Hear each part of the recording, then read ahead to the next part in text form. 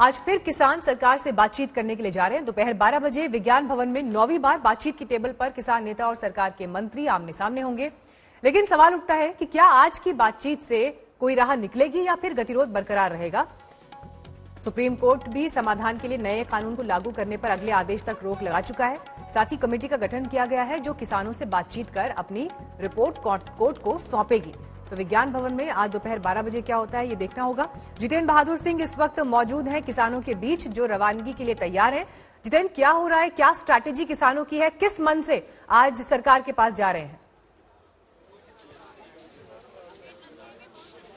Meenakshi, supreme court के फैसले के बाद आज पहली बैठक सरकार और किसानों के बीच है और यहां पर आपको दिखाना चाहेंगे कि जो दो बसें हैं वो तैयार हैं और अब से थोड़ी देर बाद यहां से ये दोनों बसें विज्ञान भवन के लिए रवाना हो रही हैं। निश्चित तौर पर इन किसानों को यही लगता है कि सरकार जब तक तीनों कानून वापस नहीं लेती है तब तक इनका ऐसे ही आंदोलन चलता रहेगा। यहाँ किसान नेता हमारे साथ बातचीत करने के लिए मौजूद हैं जो इस बस के जरिए विज्ञान भवन जा रहे हैं। आप लोग ये बताइए कि सुप्रीम कोर्ट ने भी जो तीनों कृषि कानून है उस पर स्टे लगा दिया है, कमेटी बना दी है, उसके बाद आज की बैठक से क्या उम्मीदें आप? हम नहीं चाहते भी स्टे लगे, हम तो चाहते हैं भी पक्के तौर पे रिपील हो। स्टे तो कल भी विकेट हो सकती है, सस्पेंड कर देना है, दूसरे दिन बहाल हो सकता है। हम ये नहीं मानते, हम ना कमेटी को मानते हैं। पहले दिन भी सरकार को हमने बोला था हम किसी कमेटी नहीं बनाएंगे, किसी कमेटी को हम नहीं मानेंगे। अब सुप्रीम कोर्ट ने कमेटी बना दी है, उनसे एक आदमी रिजाइन कर गया है। हम तो चाहेंगे कि बाकी सभी भी रिजाइन कर दें, ना हम ये कमेटी के पास जाएंगे ना हम इस कमेटी को मानते हैं। लेकिन ऐसे में हल किस तरीके से निकलेगा? आज 9वें दौर की बातचीत है सरकार के साथ और आप लोग कमेटी जो बनाई गई है उसके सामने जाएंगे नहीं, ऐसे में कैसे हल निकलेगा? आप लोग जो कानून की वापसी की मांग कर रहे हैं, सरकार कह रही कि संशोधन करने के लिए तैयार हैं वो लोग। नहीं, ऐसी तो पहले दिन बोला, संशोधन नहीं मानते हम सरकार के पास जा रहे हैं। सरकार ने हमें आज बुलाया, आज 9वें गेट की बात है। जब सरकार बुलाती है तो हम जाते हैं। किसानों का निकलना शुरू हो, आपके पास मैं लौटूंगी। गाजीपुर भी चल लेते हैं, वहां पर कुमार कुणाल मौजूद है। दिखाइए कुणाल, गाजीपुर में इस वक्त क्या तस्वीर है, बैठक से पहले की क्या हलचल है? देखिए, गाजीपुर में तमाम जो किसान हैं वो इस वक्त भी अड़े हुए हैं, डटे हुए हैं और साथ ही साथ ये भी कह रहे हैं कि बैठकों का जो दौर है वो जब तक सरकार अपना रुख नरम नहीं करती है तब तक उसका कोई मतलब नहीं है। आज भी बैठक है, बातचीत है, क्या आपको लगता है कि कोई सरकार की तरफ से समाधान आएगा? देखो जी क्या होता है। आज की मीटिंग हो रही, कई सारे लोग हैं, क्या लगता है? क्योंकि सरकार तो साफ कह चुकी है कि संशोधन करेंगे, वापस होता है। 50 दिन क्यों बीतते? आप ही बताइए, 50 दिन क्यों जाते? अगर संशोधन होना चाहिए। हम भी पब्लिक ही हैं, इस देश के नागरिक हैं, हमें गलत बताया जाता है, वो खुद को अपना सही बताते हैं। अगर हमारी मानते तो इतने दिन 50 दिन हमें यहाँ बैठना ही ना पड़ता। हम तो सरकार के साथ लेंगे, सरकार भी तो हमारे साथ हो। सरकार साथ हो। ट्रैक्टर रैली की बात है, ट्रैक्टर रैली निकलेगी? हाँ, ट्रैक्टर रैली। मैं और नई बात बताऊंगा, मैं हरियाणा से हूँ। जिन जिला से 5000 ड्राइवरिंग लड़की करके आगे हमारी बेटी किसान ने की, इसमें सबूत है। देख लिया आप, ये इंटरव्यू लेके देख लियो। कुल मिला के 20,000 ड्राइवरिंग लड़की करेंगी, लड़की हमारी बेटी बू बेटी, और वे आगे होंगे परेड में। और कुल मिला के 2 लाख ट्रैक्टर होंगे और 10 करोड़ किसान होगा। देखते रहिए क्या होगा। 10 कह रहे हैं कि पूरी तरह से बातचीत अगर कामयाब नहीं होती है तो 20,000 लड़कियां आएंगी जो कि ट्रैक्टर ड्राइव करेंगी और आगे चलेंगी। सबसे जो फ्रंट पर है वो लड़कियां रहेंगी और बहुत सारे विरोध की पूरी स्ट्रैटेजी किसानों के पास है। कुणाल, आपके पास लौटूंगी, सिंगू बॉर्डर भी चलेंगे। लेकिन इस बीच एक पेंच फंस गया है। कमेटी के एक सदस्य भूपेंद्र सिंह मान कमेटी से अलग हो गए हैं। मान ने कहा कि हटने का फैसला उन्होंने सोच समझ कर लिया है, कहीं से कोई धमकी उन्हें नहीं मिली है। का कोई तुक नहीं था तो मैंने इसलिए ये किया है। लेकिन उसके साथ साथ मैं आपको ये बताना चाहता हूँ, क्योंकि आज बात हो रही है 12 तारीख को आफ्टरनून ये कोई फ्लैश था कि कोई कुलवंत सिंह मान या कोई और उनका नाम इस कमेटी में है, तो फिर किसी और का नाम हुआ तो उन्होंने कहा बाइट दो। तो मैं मुस्कुरा रहा था कि जब मैं है ही नहीं कमेटी में तो वाइट कैसे दूं। तो आहिस्ता आहिस्ता होते होते मैंने वो सारा बंद कर दिया क्योंकि मीडिया को मैं एम्बैरेस नहीं करना चाहता था। उसके बाद कल 12 बजे मुझे ऑफिशियल कम्युनिकेशन आई है। 12 बजे ऑफिशियल कम्युनिकेशन आई है दैट आई एम अपॉइंटेड। उसके बाद मैं समझता था जब अब मैं हो गया हूं तो मैं समझता था कि अब चीफ जस्टिस ऑफ इंडिया ने अगर मेरे में इतना फेथ और कॉन्फिडेंस व्यक्त किया है तो मैं उनसे बात पहले करूं। तो I spoke to him, CGI को मैंने उनको बोला कि मैं इसे निकलना चाहता हूं। उसके बाद ये थोड़ी फोन करने के बाद अक्सर बात होती है, टाइम लगता है, तो 12 बजे ये करके 1:45 मैंने आपको प्रेस रिलीज दे दिया था। सिर्फ 1.5 घंटा, सवा घंटा, 1 घंटे में ये मैंने कर लिया। ये जो इतने दिन क्यों नहीं किया वो वगैरह वगैरह, तो ये क्या कारण है कि फार्मर यूनियंस को ट्रस्ट नहीं है जो सुप्रीम कोर्ट ने पैनल बनाया है उस पे? ये मैं नहीं कह सकता। ये जो वहाँ एजिटेशन कर रहे हैं ये उनका डोमेन है, ये वो सोचेंगे उन्होंने क्या करना। लेकिन फार्मर यूनियंस को सर बात तो करनी पड़ेगी। जब वो अपनी समस्या नहीं बताएंगे, कमियां नहीं बताएंगे, तब तक ये जो हल क्या निकलेगा, कैसे निकलेगा? ये ऐसा है कि मैं उनको कुछ गाइड मैं करूं, ये ठीक नहीं है। वो इतनी देर से संघर्ष में है, जद्दोजहद में है, मुश्किल में है, सर्दी में है, तो मैं उनको आज गाइड करूं कि आप ऐसे करो ऐसे करो, मैं ये समझता हूं कि वाजिब नहीं है, दिस इज नॉट फेयर। अच्छा, जब आपको पैनल में रखा गया उसके बाद आपकी अपने संगठन में नाराजगी थी, ये सच है कि उन्होंने आपको संगठन से बाहर कर दिया? ये ठीक बात है कि मैंने भी ये पढ़ा है, सुना है कि उनकी भी ऐसी नाराजगी थी, तो उनके भी सेंटिमेंट्स ऐसे होंगे। तो ये लेकिन अपना परिवार है सारा, हर एक आपको अपने सेंटिमेंट्स होते हैं। उन्होंने किया, लेकिन मुझे कोई किसी से कोई गिला नहीं है। और सुनने में आ रहा है कि आपको कुछ धमकियां आ रही हैं, कुछ असामाजिक तत्व धमकियां दे रहे हैं? नहीं, बिल्कुल नहीं, कोई ऐसी बात नहीं। ये ऐसी तो 1 घंटे में मैंने ये सारा कुछ किया है, बिल्कुल भी इसमें कोई आयोटा ऑफ ट्रूथ नहीं है, मैंने अपने आप किया है।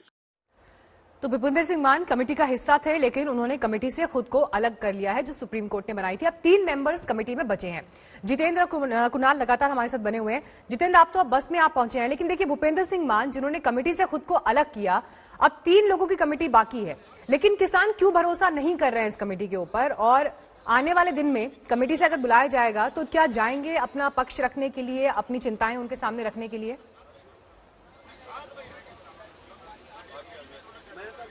बिल्कुल मीनाक्षी, कुछ ऐसे ही जानकारी हमारे पास इस वक्त मौजूद है, जिसके मुताबिक 19 जनवरी को जो कमेटी बनाई गई है सुप्रीम कोर्ट के द्वारा, उनकी एक बैठक हो सकती है, लेकिन अभी ये बैठक फिक्स नहीं हुई है। यहाँ पर बस में जो किसान इस वक्त विज्ञान भवन के लिए यहाँ से रवाना हो रहे हैं, वो सारे लोग इस बस में सवार हो चुके हैं और अब से थोड़ी देर बाद यहाँ से ये लोग निकलेंगे। आप बाहर की तरफ देख रहे हैं, जो दूसरे किसान नेताओं के समर्थक यहाँ पर जो बस में इनको चढ़ाने के लिए पहुंचे थे, वो सारे लोग अपने यहाँ नारेबाजी कर रहे हैं। और इनका ये कहना है कि सरकार से जो लगातार इन्होंने मांग किया था कि जो 3 कानून है उसको रद्द किया जाना चाहिए। यहाँ किसान नेता जो है उनसे बातचीत करते हैं। कमेटी जो बनाई गई है उस कमेटी को लेकर के आप लोग क्या उस कमेटी में जाएंगे अगर आगे आने वाले समय में बैठक हो रही है? देखिए, हमने तो पहले प्रेस नोट जारी कर दिया था एक रोज कि हम किसी कमेटी को नहीं मानते हैं। तो ये बात जो कमेटी बनी है नहीं बनी उससे हमको कुछ फर्क नहीं पड़ता। हम सरकार नहीं है, हम सरकार से ही मांगेंगे कि ये सभी कृषि कानूनों को आप रिपील करें, इनको रद्द करें, हम अपने घरों में जाएं। तो आज की बैठक जो 9वें दौर की बैठक है, उम्मीदें क्या हैं? क्योंकि सरकार के मंत्री की तरफ से कहा गया है कि 3 कृषि कानून जो है उस पर वो लोग उस समय जो पहले बैठक हुई थी उसमें बातचीत करना चाहते हैं, और उनका ये कहना है कि इसमें किसी भी तरीके की दिक्कत नहीं है। देखिए, बात सीधी सी बात है, सरकार हमारे साथ कितनी बार चर्चा कर ले, हमको कोई दिक्कत नहीं है। हम कोई जिद पे नहीं अड़े हुए, सरकार जिद पे अड़ी हुई है ना। हमने तो मांगे ही नहीं है 3 कृषि कानून, सरकार लाई है, सरकार इसको वापस ले, रिपील करे तो हम वापस चले जाएंगे। पूजा सिंह जी हैं, ये बताइए कि आज की बैठक से क्या उम्मीदें आपको लग रही हैं? आप लोग विज्ञान भवन जा रहे हैं, जो राय साहब ने कहा वही मैं कह रहा हूँ, और आपके पास पूरे 25 साल बाद श्रीनगर में तापमान -8.4 डिग्री तक गिर गया। फिर क्या था, डल झील एकदम जम गई। जमी हुई झील पर किसी ने चहलकदमी की, किसी ने स्वैग दिखाया, किसी ने करतब दिखाए। रिपोर्ट देखिए।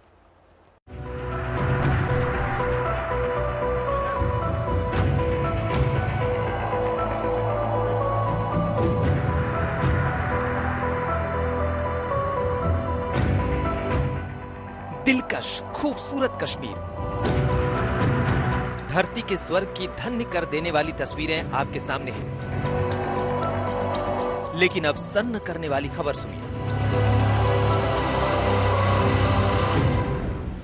श्रीनगर में टूटा पिछले 25 सालों का रिकॉर्ड। जमी डल झील, जमे शिकारे, अद्भुत नजारे, सैलानियों की चांदी, ठिठुरी लोकल आबादी। -8.4 डिग्री पर कापी वादी। जिस सतह पर हमारे संवाददाता शुजाउल हक चल रहे हैं, जिस सतह पर सैलानी स्वैग दिखा रहे हैं, वो डल झील की सतह है। बेतरह जमी हुई, इतनी गहराई तक जमी हुई कि बिना जान जोखिम में डाले आप इस पर दूर तक चहलकदमी कर सकते हैं। कश्मीर घाटी में कल रात का जो तापमान है वो करीब -8.4 रिकॉर्ड किया गया है और इसकी वजह से डल लेक जो है वो जमी हुई है, फ्रीज हो चुकी है। इन तस्वीरों में आप साफ देख रहे हैं कि किस तरीके से डल का पानी जो है जमा हुआ है। और मैं आप यकीन नहीं करेंगे, मैं इस वक्त डल के ऊपर हूँ, मैं डल के पानी के ऊपर चल रहा हूँ। अद्भुत तस्वीरें हैं ये। जिंदगी में शायद पहली बार मैंने भी ये एक्सपीरियंस किया है।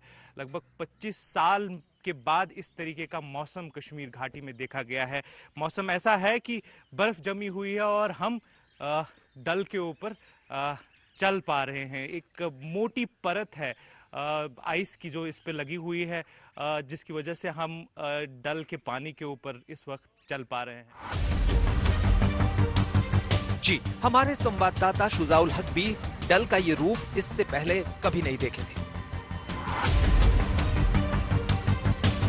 इस घाटी में ऐसे बहुत से युवा हैं जिन्हें ये खुशकिस्मती इससे पहले नसीब नहीं हुई थी।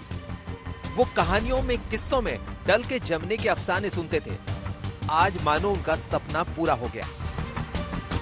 आज से पहले कभी नहीं देखा था, इसलिए बहुत अच्छा लग रहा है। अच्छा। और उम्मीद नहीं थी ऐसा होगा। अच्छा।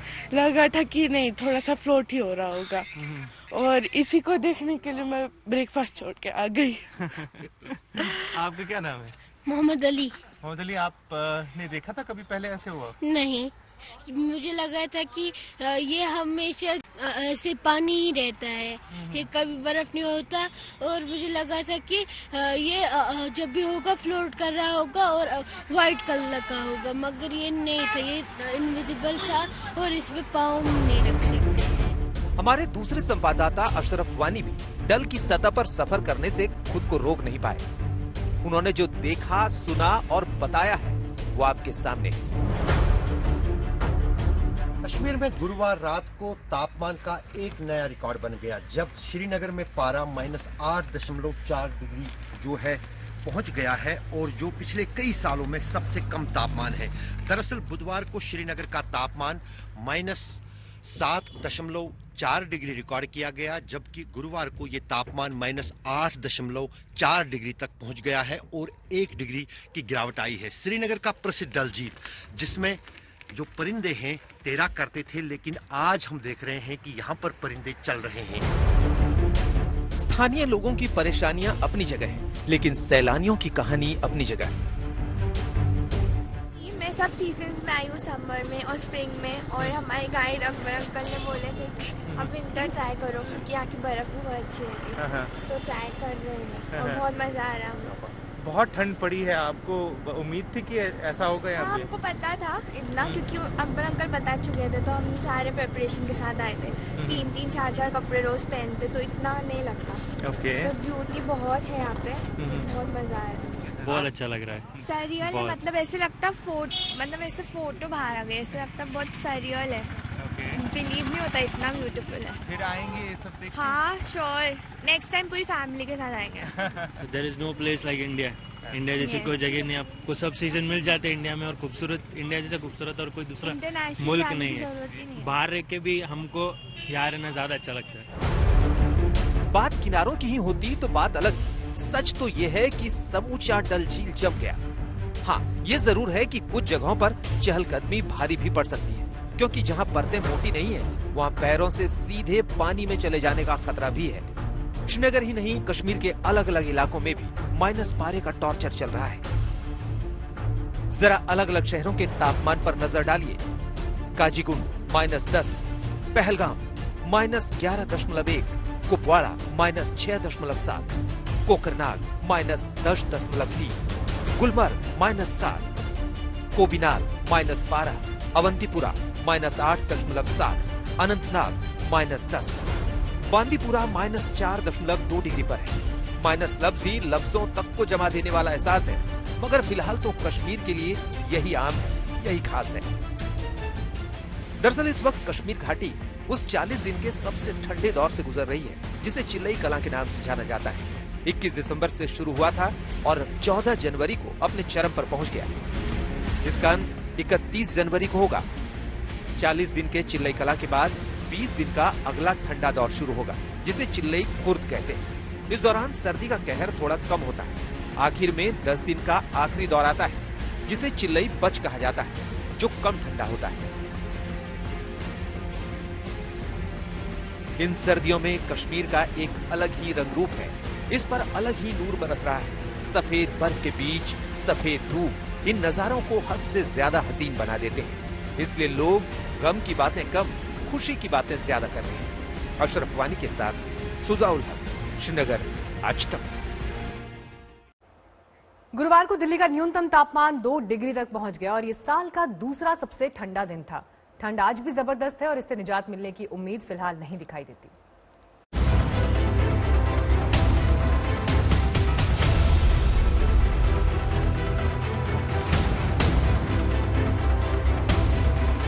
सर्दी में सहमी, सिकुड़ी, ठिठुरी दिल्ली की ऐसी तस्वीरें आप पिछले कई दिनों से लगातार ही देख रहे हैं। सुबह शाम के कोहरे और उससे मचे कोहराम की तस्वीरों से भी आप वाकिफ हैं। लेकिन जिस खबर से आप में से बहुत से लोग वाकिफ नहीं हैं, वो मकर संक्रांति के बाद भी सर्दी दिल्ली वालों के लिए बड़ी बेदर्द होने वाली है। सूर्य उत्तरायण हुए हैं, लेकिन सर्दी का मिजाज अभी आपको नारायण नारायण का जाप करवाने वाला है, त्राहिमाम मचाने का है। जिस दिन तकरीबन सभी हिंदू सुबह तड़के स्नान करते हैं, उस संक्रांति पर दिल्ली का तापमान 2 डिग्री रहा। संभावनाओं के साल 2021 का ये दूसरा सबसे सर्द दिन है। वैसे इस साल का पहला ही दिन दिल्ली वालों के लिए 1.1 डिग्री की सौगात लेकर आया था। जरा पिछले कुछ दिनों में दिल्ली के न्यूनतम तापमान का हाल देखिए। यहाँ हर रोज पारा गिर रहा है।